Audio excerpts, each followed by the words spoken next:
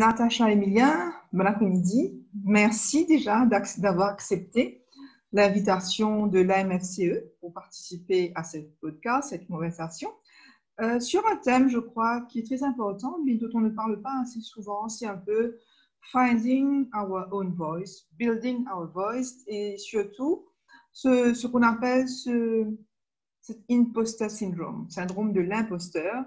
Et je pense que c'est un sujet sur lequel vous avez déjà écrit et on va commencer tout simplement peut-être. Petite question, présentez-vous à notre audience et qui va vous découvrir aujourd'hui. Merci beaucoup Marie-Noël. Donc bonsoir à tous. Donc je suis Natacha Emilien, je suis une entrepreneur. J'aime me définir comme une impact entrepreneur. Ça veut dire que j'entreprends des projets et je construis des nouveaux business vraiment en fonction de l'impact que ça peut avoir sur la société, sur l'environnement et aussi pour faire des choses bien pour les clients d'une manière générale. Donc voilà, donc je suis entrepreneur, bien sûr aussi mère de famille, j'ai 2 enfants. Et en dehors de ça, je suis aussi une citoyenne très engagée dans le social et dans tout ce qui est impact environnemental. Voilà. Et pour nous, à la MSCE, et qui run cette année le programme Business Without Borders, c'est un programme donc de mentorat pour les femmes. Je crois que c'est important d'avoir ton profil en fait, donc qui n'est pas un profil dans la production ou le secteur manufacturier, mais dans le profil de la formation et de l'innovation. Et ce qui est intéressant, c'est qu'au final, quel que soit le secteur où on a un peu les mêmes challenges. Donc, d'abord, Natacha définit quel est un peu ce qu'on appelle le imposter syndrome. Oui, tout à fait. Alors, le syndrome de l'imposteur, c'est un mal dont j'ai souffert, on dire, toute ma vie et qui, je dois dire, jusqu'à l'heure, ne me quitte pas encore. Hein. C'est en fait une petite voix qu'on peut avoir dans la tête, hein, que j'ai souvent, qui vous fait penser au fait que vous n'êtes jamais assez ou bien que vous êtes trop quelque chose. Donc, pas assez intelligente, pas assez qualifiée, pas assez good looking ou trop exubérant, trop voilà. Donc c'est les aléas du direct, on ne coupe pas. Pas de problème. Donc justement, cet syndrome de l'imposteur, au fait, arrive justement quand on est dans des situations normalement en stress. Hein. On va dans un networking event où on ne connaît personne, ou on est dans un board meeting entouré d'hommes et on essaie de prendre la parole. Et là, tout de suite, il y a la petite voix qui nous dit « Tais-toi, ta remarque n'est pas assez intelligente. » Voilà, ou bien on va à une fête où on est un petit peu mal à l'aise, on ne connaît pas trop les gens. Il y a la petite voix qui nous dit, voilà, tu n'es pas bien habillée, tu n'es pas assez, voilà, tu n'es pas assez mince, tu n'es pas assez jolie, tu n'es pas... Voilà. Donc, c'est ce syndrome de l'imposteur-là, c'est cette voix. Mais aussi, c'est pire que ça parce qu'au fait, ça décourage complètement une femme, une entrepreneur en plus, pour, au fait, aller de l'avant et prendre des risques et oser faire des choses, au fait. Voilà. Oui. Moi, c'est une conversation que nous avons eue ensemble. C'est vrai que on se rend pas compte, en fait. On n'arrive pas à mettre un mot sur ce mal dont nous avons tous souffert, moi y compris. Donc, moi aussi, lorsque j'ai commencé je me suis lancée à mon propre compte, j'ai toujours eu une voix qui m'a dit « What can you do? What can you be else? » C'est intéressant, mais à chaque fois que je vais rentrer dans une réunion, il y a toujours une petite pointe là, quelque chose te dit, OK, qu'est-ce qui va se passer là? Est-ce que you will be enough? Est-ce que je pourrais au moins tenir toute la réunion? Est-ce que lorsque je vais sortir d'elle, on va dire, oh, je suis bête, je ne sais pas ce qu'elle dit celle-là, on s'est trompé sur elle. Donc, je crois que c'est un mal qu'on doit nommer d'abord pour pouvoir probablement fight against it. Comment est-ce que dans la vie de tous les jours, on peut en fait faire taire cette voix et laisser ourselves shine and bloom en fait. Comment est-ce qu'on peut lutter contre ça? Parfait. Alors, je pense que ça demande du travail, hein, parce que je crois que par défaut, allons dire les femmes et en généralité tout ce qui est minorité, d'accord, on est avec ce syndrome de l'imposteur là parce qu'on ne représente pas le caractère fort, d'accord? Donc, on est justement avec cela. Donc, il nous faut, nous, lutter contre ce syndrome de l'imposteur-là en se bâtissant au fur et à mesure son caractère, hein, et en se disant, tu sais, le syndrome de l'imposteur, c'est on n'est pas assez par rapport à quelque chose d'autre, par rapport à un idéal. Tu sais, on n'est pas assez ou on est trop par rapport à un idéal qu'on a dans notre tête, hein, qu'on se fait dans notre tête. Au fait, là où on commence à changer, à vaincre ce syndrome de l'imposteur, c'est quand on commence à se dire, ben, il n'y a pas d'idéal, au fait. Il y a juste une page blanche où moi j'ai mis peut-être des photos, sur cette page blanche, j'ai mis des photos d'une star ou d'une actrice de télé à qui je voudrais ressembler. Mais au fait, ce n'est que moi qui mets cette image-là sur cette page blanche-là. Je peux aussi retirer cette image-là et me dire, je vais dessiner ma propre image. Et ce sera moi, mon target à achieve. Et à partir de là, dès qu'on comprend qu'il n'y a pas de référent, de point de référence, on se dit, au fait, je peux créer ma personnalité, je peux créer qui je suis et faire entendre ma voix. Je n'ai pas besoin de ressembler à qui que ce soit, je n'ai pas besoin d'être trop ou pas assez, j'ai besoin d'être moi, c'est tout. Et je ne peux pas être trop Natacha parce que Natacha est Natacha, je ne peux pas être assez Natacha parce que Natacha est Natacha, tu vois, comme Marie-Noël, pareil.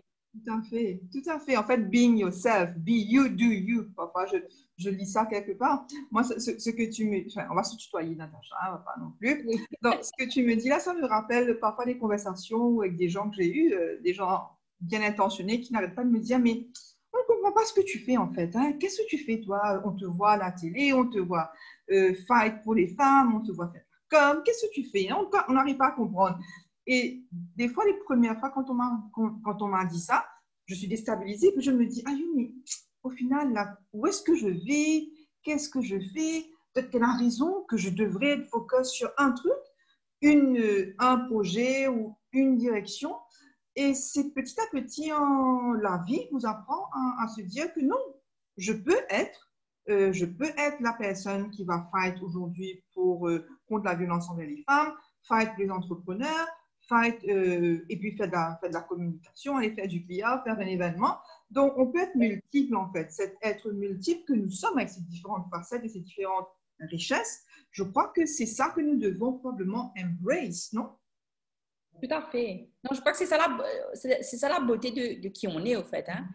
Et je crois qu'il ne faut pas, allons dire, pour les gens peut-être qui n'arrivent pas à rentrer dans une in the box, allons dire, dans une boîte précise, hein, parce que les gens, la première chose qui arrive, et tu essaies dans le PR, la communication, c'est ils essaient de te caser dans une boîte. La première fois que tu vois une personne, tu essaies de lui mettre une étiquette et de la caser. Alors, Marie-Noël, tu es un entrepreneur, ok, je te mets dans la boîte entrepreneur. Ou tu es une personne qui travaille dans un grand groupe, je te mets dans une autre boîte. Le problème, c'est que quand on ne se sent pas soi-même rentrer fit dans aucune boîte, ça peut devenir très déstabilisant. Et de là, le syndrome de l'imposteur peut te dire, mais tu n'appartiens à aucun groupe, tu es tout et tu n'es rien. Et c'est très déstabilisant. Alors, allons encore une fois de se dire, la référence n'est pas l'actrice, n'est pas la boîte, la référence n'est pas la case où il faut rentrer. La référence, c'est juste une page blanche que toi, tu dessines. Si tu dessines, tu décides que Marie-Noël sera quelqu'un qui a 1000 facettes. Eh bien, c'est tant mieux. Et c'est ça, Marie-Noël. Et ce ne sera pas autrement.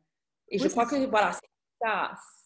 C'est ça cette conclusion-là, en fait, cette conclusion-là, en fait, qui me guide au fait aujourd'hui. C'est de me dire aujourd'hui, au point où je suis dans ma vie, dans ma carrière professionnelle, etc. Voilà ce que je veux être, voilà ce que je veux faire. Donc, c'est ça que je vais pursue, en fait, comme objectif. Et je crois que c'est un peu le message aussi que j'essaie de donner, au fait. En préparant cette conversation, je me rendais compte que par la force des choses, je suis toujours entourée de femmes où les clients avec lesquels je travaille sont représentés en général par les femmes. Et c'est toujours intéressant de voir aussi que ce sont des femmes qui sont bien dans leur poste, mais qui quelque part ont cette espèce de faiblesse, de se dire, oui, là, j'ai des difficultés. Et souvent, je m'aperçois que je passe beaucoup de temps aussi à coach certaines femmes, dans le sens, coach c'est un grand mot, hein, parce que je ne suis pas coach, mais au moins à leur dire, OK, vous pouvez faire ça, vous pouvez relever les défis, vous avez ce qu'il faut pour avancer. Est-ce que c'est des choses que toi, tu rencontres aussi avec les femmes que tu as autour de toi? Non, tout à fait. Enfin, je veux dire, j'ai un cas très, très concret là.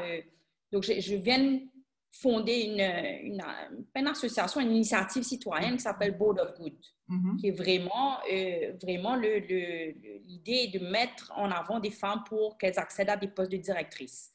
Et j'ai fait appel, donc j'ai proposé à des femmes leaders de ce pays, donc vraiment bien haut placées, des directrices, des entrepreneurs, etc., de rejoindre le mouvement en se disant, mais vous pouvez être directrice sur les boards. Et c'est incroyable parce que automatiquement, le premier réflexe, c'est je ne pourrais pas, je n'ai pas les compétences qu'il faut, j'ai pas le...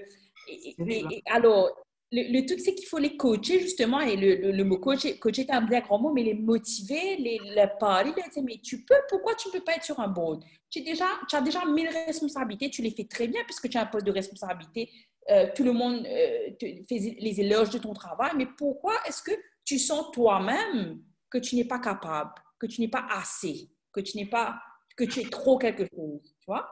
Donc, je crois que il faut les accompagner, il faut les motiver, il faut les pousser dans cette direction-là. Dream bigger. Il faut qu'on ose, il faut qu'on rêve. Je crois aussi qu'il y a quelque chose qui manque autour des femmes, c'est un support system, des alliés, des champions qui fight pour d'autres personnes. Moi, j'ai dans ma carrière, dans mon parcours, une des femmes qui sont comme ça, que pour moi, je les vois des femmes exceptionnelles, mais qui, à chaque décision qu'elles sont en train de prendre, se remettent en question, se disent non, je ne peux pas faire ça, je ne peux pas y aller, c'est pas normal.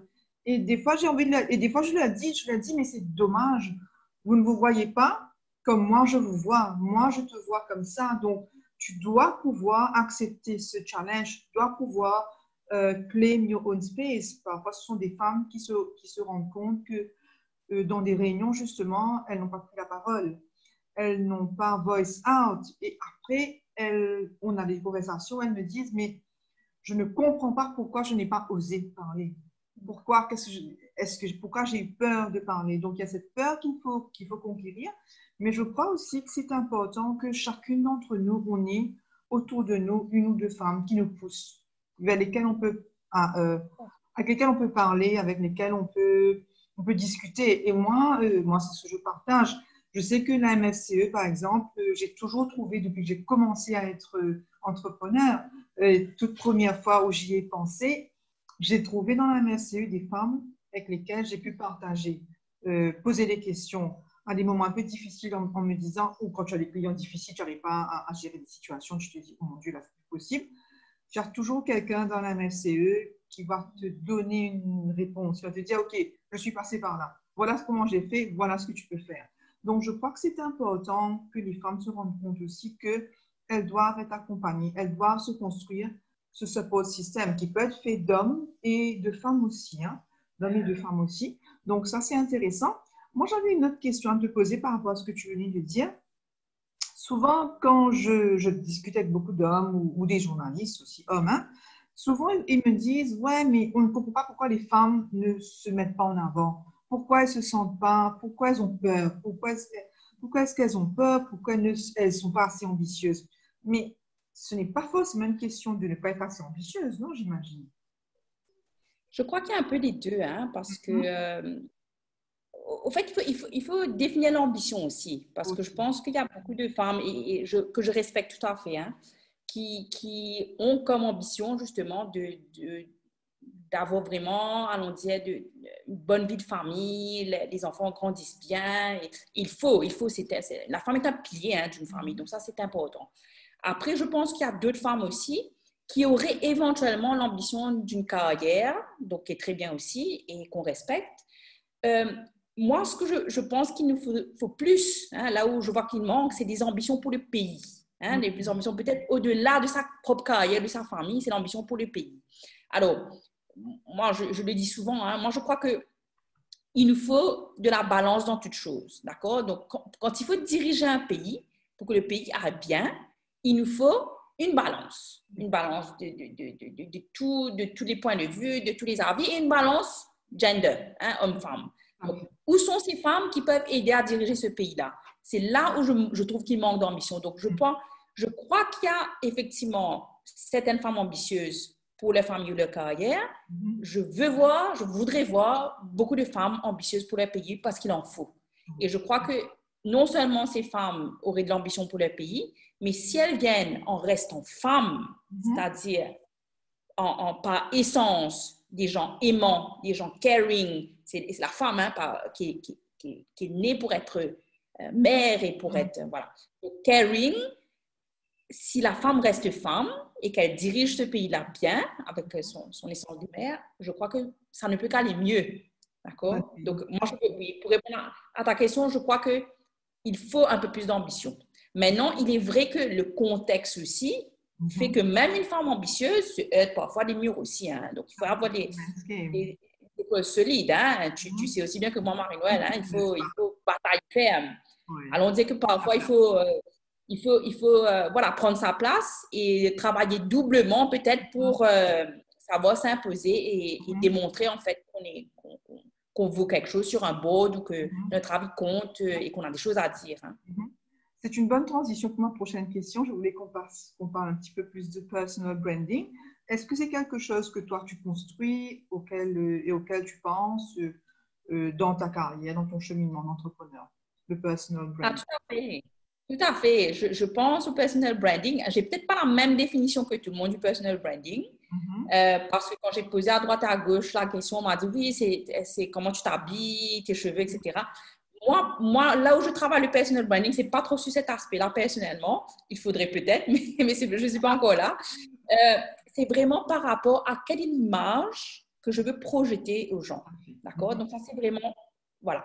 Donc, il y a un exercice assez sympa que je vous encourage tous à faire. Hein.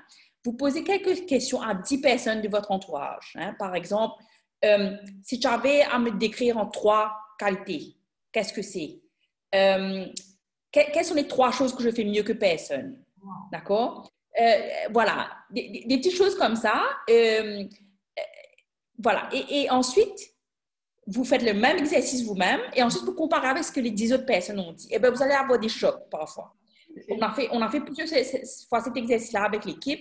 Et moi, par exemple, à un moment donné, ce qui me retourne comme feedback, c'est que je suis une bonne organisatrice et une personne très opérationnelle. Et je me dis, mais je ne veux pas. Moi, ce n'est pas ce que j'avais mis dans ma liste. Je voulais être quelqu'un de stratégique et une directrice sur les boards.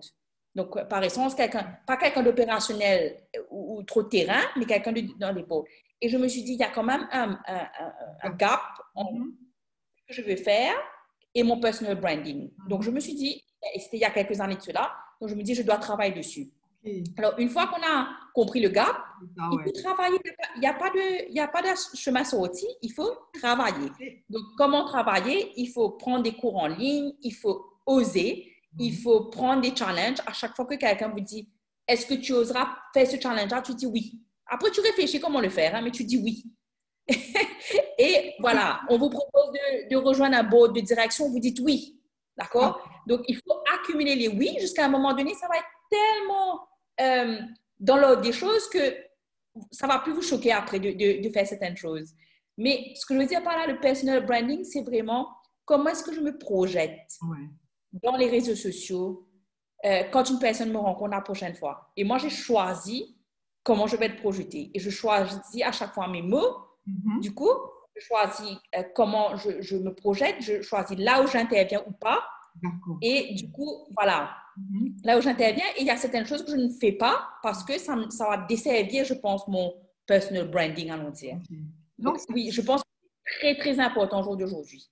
C'est intéressant ce que tu dis. Je te rejoins parfaitement sur l'idée de ne pas dire non au challenge. Moi aussi, à un moment donné, j'ai arrêté de dire non. Disons vraiment de prendre un peu le maximum de choses que je peux faire en me disant je vais devoir me débrouiller, je vais devoir y arriver. Et je crois que c'est important parce que après, il y a des regrets. Quand on a refusé une opportunité, on se dit ah oui, on aurait dû faire peut-être que. Donc maintenant, c'est important. Et je te rejoins aussi sur l'idée d'avoir aussi une voix, notamment sur les réseaux sociaux. De mon côté, je sais que je fais aujourd'hui attention à ce que je vais poster sur Facebook et ce que je vais poster sur LinkedIn, par exemple. Je trouve que LinkedIn, ça c'est un conseil que je donne à toutes les femmes qui nous écoutent aujourd'hui, que le LinkedIn aujourd'hui est une très belle plateforme pour se construire une voix en tant que professionnel, en tant que personne engagée. Tout simplement parce il y a bon retour et il y a une communauté extrêmement différente qui est sur LinkedIn. Je ne sais pas si tu es d'accord avec moi, Natacha. Tout à fait. Alors, moi, je suis une adepte de LinkedIn. Je OK. suis souvent sur LinkedIn parce que je suis tout à fait d'accord avec toi en termes de business, en termes d'impact. Pour Mhm. moi, c'est un outil formidable. Le Facebook aussi, mais LinkedIn, je crois que c'est là où j'apprends beaucoup de choses sur Mhm. le business, sur le contexte. Et il est très important pour toute femme de savoir travailler sur la manière de se projeter sur LinkedIn. Ça, c'est important. Ça va du détail de la photo que tu Oui. mets, comment tu te présentes, comment tu réponds à chaque post aussi. Mhm. Parce que, voilà, encore une fois, qu'est-ce que tu veux que les gens, Retiennent. quelle image tu veux que les gens reviennent de, voilà, qu'est-ce que tu veux que les gens retiennent de toi ou quelle image tu veux que les gens aient de toi. Donc, réponds. Alors, par exemple, moi, j'ai toujours eu un discours pour dire que le jour où je serai une leader, meneuse d'hommes, je vais être une rassembleuse. OK. D'accord? Je ne veux pas diviser les gens, je veux rassembler les gens. Donc, mes discours, mes réponses au poste de LinkedIn doivent être des discours rassembleurs. Ce D'accord. n'est pas des discours de discrimination, de dire voilà, toi, tu es un tel. Ce que je fais pour les femmes aujourd'hui, ce n'est pas contre les hommes. C'est pour les femmes, ça ne veut pas dire contre les hommes. Mhm. Jamais ce sera contre les hommes. D'accord? Donc, ça, c'est important. Et donc, il ne faut pas fustiger les hommes, mais se dire, vous êtes, comme tu as dit là, ensemble, on va y arriver. Ensemble, on va faire les choses changer. Tout à fait, le D'accord? beau. Donc, Oui. C'est une voilà, il faut que tu sois cohérent, je pense, Mhm. entre ce que tu veux être, ce que tu veux projeter et ce que tu fais. Il y a certaines personnes qui me disent, oui, mais je ne comprends pas pourquoi je n'ai pas ce retour-là, moi, sur LinkedIn. Après, quand je regarde le profil, je vois la photo, je vois, je dis, ben oui, ben, peut-être qu'il y a un petit retravail à faire, là. Exactement. Moi aussi, j'ai appris aussi, grâce aussi à une petite entreprise qui s'appelle InSearch aussi, mon chéri que je salue, qui m'avait fait une petite formation sur comment communiquer sur LinkedIn et je me rends compte que c'est vrai. Moi, je ne poste pas beaucoup de choses sur LinkedIn, mais si je vais poster, ça va être vraiment sur mon quotidien de PR professional. C'est ça que je veux que les gens comprennent. Et sur tout le côté, ce qui me motive en fait dans ce métier-là, dans cette carrière-là, ce que j'aime, ce que j'en tire de satisfaction personnelle. Donc c'est un peu ça que je sais partager. Il nous reste à peu près 5-6 minutes avant de clore cette conversation. Comme on est quand même dans le cadre de la MSCE et d'un programme de mentorat, peut-être une question, Natacha, sur est-ce qu'il y a eu des mentors en fait qui t'ont aidé to bring you where you are today? Je ne sais pas un mentor en particulier, Mhm. mais une série de rencontres, je Oui. dirais. Je me nourris beaucoup des rencontres dans ma vie. Mhm. Alors, si j'ai un don, c'est celui de rencontrer des gens et de connecter avec eux. Ça Oui. c'est la chose que je fais très bien. Et donc, à chaque fois que j'ai une conversation, je sors de là enrichie. Donc, une série de petites choses comme ça. Et puis, il y a autre chose, c'est que j'ai une soif d'apprendre, mais qui est infinie. Cool. Ouais. Donc, si je te rencontre et que tu me parles d'un concept que je ne connais pas, dès que je suis rentrée à la maison, je vais commencer à aller, je vais chercher. Si je trouve intéressant, je vais m'inscrire à une formation en ligne. Je vais essayer d'avoir un certificat. Enfin, bref, voilà. Donc, je crois que c'est une série de personnes. Après, j'ai une personne que je consulte régulièrement, une thérapeute, pour m'aider à voilà, prendre confiance en moi. J'ai un coach un peu plus sportif. Donc, une Cool. série de personnes qui m'entourent comme ça. Tu as un Et, support et system finalement. voilà, tout à fait. Qui est un peu, qui me ressemble un peu, hein, un ensemble de petites choses disparates qui me ressemblent tout à fait. Et Ouais. puis, incroyable, mes enfants m'apprennent D'accord. beaucoup de choses. Mhm. Tu vois? Donc, c'est eux qui me donnent des claques parfois en me disant, par exemple, oui, maman, tu nous dis tout le temps qu'il faut qu'on ait confiance en nous, mais toi, pourquoi tu n'as pas confiance en toi? Toi, Wow. pourquoi tu ne fais pas ce qu'on t'a dit de faire? Là, je pense, je dis, oui, tu as raison, je vais le faire, je vais essayer. OK. Donc, voilà. Et je pense que l'initiative que tu as prise, The Board of Good, va probablement t'aider aussi à consolider cette confiance et aussi à te faire ce nom que tu veux te faire, en fait. J'espère pour toi. Tout à fait. Tout à fait. Moi, je crois que c'est encore dans le journey. Je ne suis pas encore arrivée à ma destination. Je ne sais même pas c'est quoi ma destination. Et je crois que Borderwood fait définitivement partie du journey. Et j'espère vraiment, vraiment que ce soit les femmes entrepreneurs, que ce soit MFCE, que ce soit Borderwood, que ce soit tous ceux qui œuvrent pour quelque part faire bouger et s'entraider les uns les autres, on va vraiment pouvoir, contribuer à faire les choses changer, à faire les choses s'améliorer pour tout le monde. Hein. Je crois que je crois que la femme a un grand, grand rôle à jouer. Je crois que c'est important, mais il faut que juste qu'elle prenne confiance et que s'entoure des partenaires, des amitiés, on se supporte les uns les autres et on y va, quoi. Ouais, moi, je suis très contente. En fait, ma rencontre avec toi en 2021, vraiment, et pour moi, un bucket list, parce que comme je l'ai déjà écrit aussi sur LinkedIn, tu étais une des femmes que j'ai toujours admirée et je me suis dit, waouh, un jour, il faut que je puisse la rencontrer. Au moins, qu'est-ce que j'aurais à lui dire? Avant même de te rencontrer, je m'étais dit, mon Dieu, est-ce qu'elle va me trouver intéressante, Natacha? Donc, je ne sais pas trop. Mais c'était vraiment, je suis très contente de voir qu'on a eu plein de points communs. En général, je vais terminer les podcasts, cette conversation avec une question libre, en fait, que tu peux me poser aussi. Moi, je vais te poser ma question. Ma question va être, en fait, où est-ce que tu te vois dans peut-être 5 ans? Dans 5 ans, pourquoi pas en politique? Pourquoi pas? On verra. Très bien, en politique, je suis à tes côtés. Hein. On va fournir ce parti. Hein. Ça, c'est clair. Moi aussi, je crois que c'est important. J'ai aucune formation politique, je ne sais pas hein, si c'est possible ou si je peux le faire, mais en tout cas, comme je disais, il faut avoir l'ambition pour son pays. Ça, Oui. ça je l'ai moi, en tout cas, définitivement. Et je crois qu'il faut plus de femmes pour aider à la direction du pays, donc pourquoi pas, voilà. Très bien. Et je te retourne la question du coup. Moi, j'aimerais bien savoir où tu seras, toi, dans 5 ans. Tu te vois dans 5 ans, du coup? Donc, j'ai une réponse peut-être à deux volets. Probablement en train de commencer une activité agricole à Crépère. Tout le monde sait que j'adore Multivillage et que j'aimerais vraiment développer quelque chose. Mais je me vois aussi probablement une carrière en politique parce que je crois qu'il faut plus de femmes. Je pense que ce pays a besoin de ce leadership féminin qui peut apporter qui peut faire la différence en fait. On le voit aujourd'hui, ce pays a besoin d'une nouvelle direction, d'un nouveau souffle. Et je crois que les femmes, et il ne faudrait pas avoir honte de le dire, des femmes comme toi, des femmes comme moi, et toutes les femmes que nous connaissons, elles sont là dehors. Il faut aller les chercher. J'espère que la classe politique aura l'intelligence de venir chercher ou d'être assez ouvert pour accueillir de nouvelles voix parce que ce pays nous appartient. On y contribue. Je pense qu'on ne le dit pas souvent, mais la richesse, la croissance de ce pays, c'est 50% des femmes hein, qui l'ont fait. Donc, ce serait intéressant que l'on continue à participer, qu'on shape en fait des lois ou des policies qui soient plus inclusives.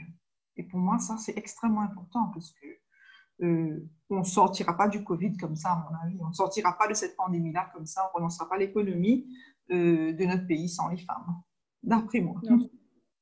Enfin, comme tu dis, plus de 50% de la population, les choses doivent être aussi design pour nous. Exactement, on est là, il faut compter avec nous. Voilà, il faut compter avec nous hein, quand on design les policiers, quand on design les règles, en fait tout quoi. Donc, définitivement, je suis contente, donc on se retrouvera peut-être. N'est-ce pas? On va continuer la conversation au Zoom, certainement. Natacha, je te remercie vraiment de nous avoir accordé cette petite demi-heure et de nous avoir permis de mieux te comprendre. J'espère qu'on te comptera sur la prochaine promotion de Business Without Borders comme mentor ou même animer, pourquoi pas, un des modules en stratégie ou en leadership.